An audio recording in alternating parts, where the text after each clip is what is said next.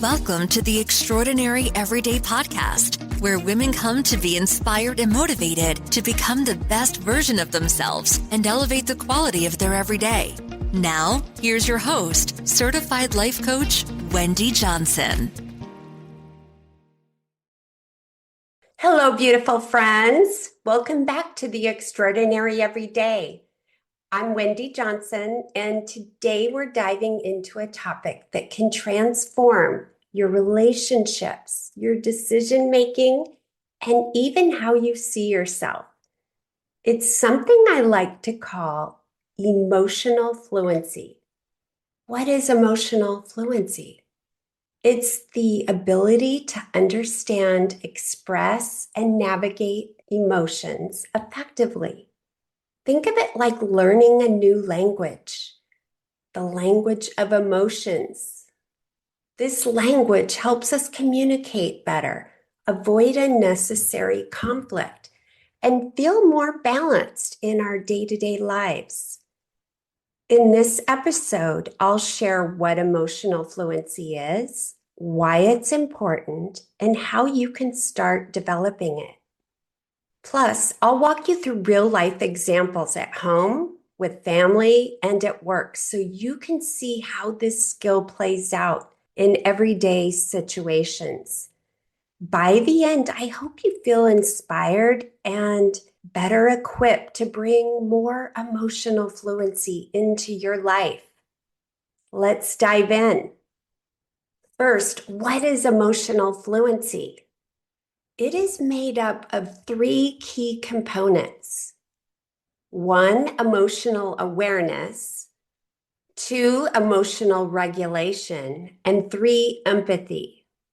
The first one, emotional awareness, this is recognizing what you're feeling in the moment, whether it's joy, frustration, or even something subtle like unease.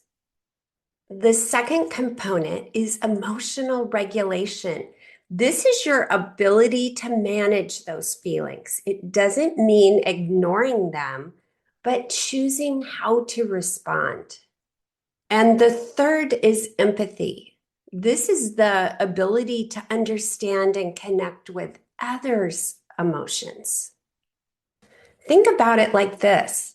Emotions are always happening, whether we're conscious of them or not.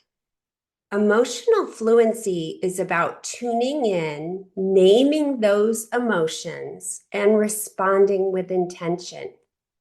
It's the difference between reacting impulsively and responding thoughtfully. Here's an example.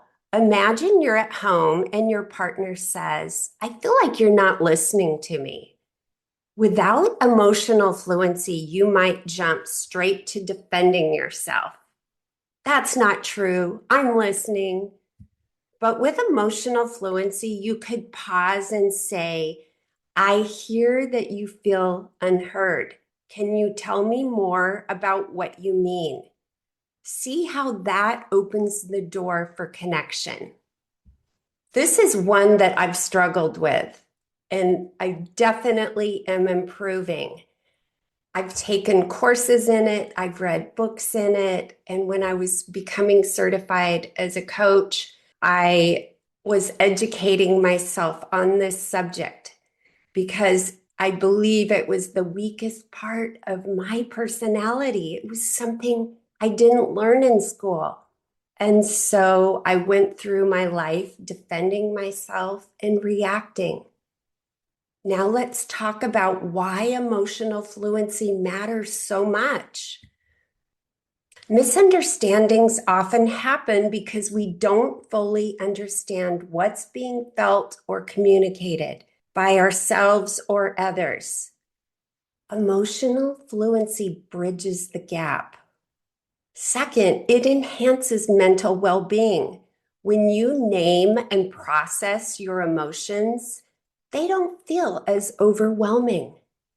You're less likely to suppress or explode with feelings because you have tools to handle them. You become less and less afraid of feeling those emotions. Finally, it promotes better outcomes in work and life, whether it's navigating conflict, giving feedback, or inspiring some kind of collaboration with others. Emotional fluency helps you stay grounded and effective. Here's a family example. You're at a family gathering and an aunt makes a sarcastic remark that stings. Without emotional fluency, you might lash out or stew in silence and pout. But with it, you recognize the hurt, pause, and respond in a calm manner. That comment felt sharp. Can we talk about it? In this moment, you've honored your feelings while keeping the situation from escalating. Next, let's talk about why we struggle with emotional fluency. Let's go a little deeper here. Most of us were never taught emotional fluency in school. We learned math, science, and history, but no one sat us down to say, here's how to identify and express your feelings.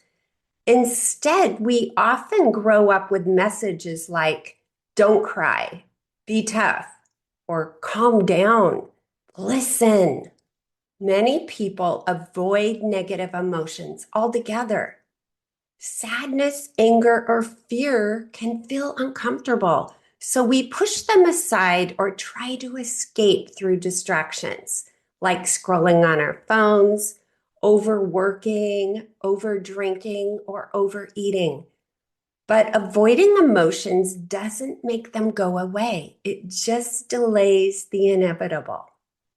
Did you know that there are over 30 different emotions we can feel? From joy and gratitude to guilt and jealousy. Our emotional range is vast. Yet we all have emotions we're more comfortable expressing. We get good at what we practice or what our common feeling is on a daily basis. For example, some people find it easy to show excitement, but struggle with vulnerability. Others might express anger easily, but avoid sadness. Where do you lie on the spectrum? What are the most common feelings you're good at feeling? It's whatever you've practiced over the years and gotten good at. Now let's look at how emotional fluency plays out in real life. I want to give you 3 scenarios. Scenario 1, at home. Imagine you're arguing with your teenager about curfew. They're yelling, "You don't trust me." It's easy to get defensive, but emotional fluency helps you respond differently. You might say, "I see that you're frustrated because the curfew feels unfair. Let's talk about why I said it this way." First, by acknowledging and validating their feelings, de-escalates the situation and creates space for having that constructive conversation with your teenager. The second scenario, family visits. During a visit with family, one of your siblings brings up a past grievance. Again, maybe you can relate to this. Without emotional fluency, you might get annoyed or dismissive. Instead, try reflecting their emotions. It sounds like you're still hurt about what happened. I'm sorry for my part in that, and I'd like us to move forward and get past it. What you've done is you've validated their feelings while gently setting a boundary for yourself. Scenario 3 is at work. Imagine a colleague takes credit for your idea in a meeting. Instead of calling them out publicly or staying silent, emotional fluency allows you to address it directly and professionally. Hey, I noticed you mentioned my idea as your own. I'd like to clarify this in the next meeting so we stay aligned. This response again protects your boundaries and keeps the relationship intact. What's important is to take responsibility for your feelings. It's crucial that with emotional fluency, you are owning your emotions. Other people can trigger feelings, but they don't create them. Let me give you an example. If someone cuts you off in traffic and you feel angry, the anger is yours. You own that feeling. It's based on your interpretation of the situation. Taking responsibility means asking, why am I feeling this way? What story am I telling myself? This mindset shift is empowering because it puts you in control of your emotional experience. Now let's talk about how do you build and develop emotional fluency. I want to give you 5 strategies. The first one is to learn the vocabulary. Start naming your emotions. Be specific. Instead of I'm upset, say I'm frustrated because I feel overlooked.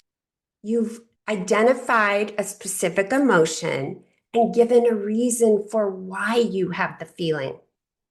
Journaling can help you with this practice. The second strategy is practicing self-awareness. Use mindfulness to notice your emotional and physical cues.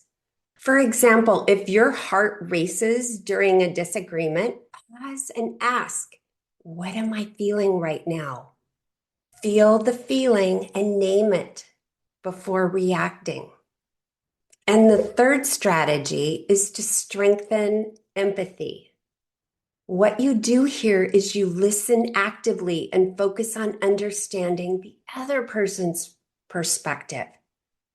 At work, if a colleague vents about a missed deadline, say, that sounds really stressful. What can I do to help you? Many times, what people want are to be heard. So you're actively listening and empathizing for what they're going through. The fourth strategy is to model responses. Here you reframe emotional triggers. Instead of asking your typical question, why are you so mad? Why are you so upset? Why are you angry? Try saying it a different way. I can see you're upset. Let's work through this together. You're on the same team. You're not against one another. You're there to come up with a solution. And the fifth strategy is ask trusted people how you come across emotionally. If someone says you dismiss my feelings during disagreements, treat it as an opportunity to see where you can grow. Some of our responses are programmed. We have to use our prefrontal cortex to be able to create different phrases when we're speaking with others. Emotional fluency is a skill, not a trait that we were born with. Because of this, anyone can learn it with practice. Start small. Choose one of the strategies I shared today and practice it this week. Whether it's naming your emotions, pausing before you react, or listening with empathy, each step will make a difference in your relationship with yourself and with others. Remember, when you become fluent in emotions, you're not just improving your life. You're empowering everyone around you to connect more deeply. Imagine what could happen if more of us spoke this language. Our homes, workplaces, and communities would feel so much more harmonious. Thank you so much for joining me today, friends. I appreciate you being here. If this episode resonated with you, please share it with someone who could benefit. And don't forget to subscribe and leave a review wherever you listen to the podcast. I'll see you next time. Take care. Bye-bye. Hey, if you enjoy listening to this podcast, you have to come check out More You, my community of like-minded women. We show up to create the highest version of ourselves and elevate the quality of our everyday along the way. Head over to ontracklifecoaching.com/join. That's ontraclifecoaching.com/join. I'd love to see you in there. And if you haven't grabbed your copy of the Mindset Makeover, head over to ontracklifecoaching.com/makeover and get a copy that teaches and inspires you to show up as your most extraordinary self.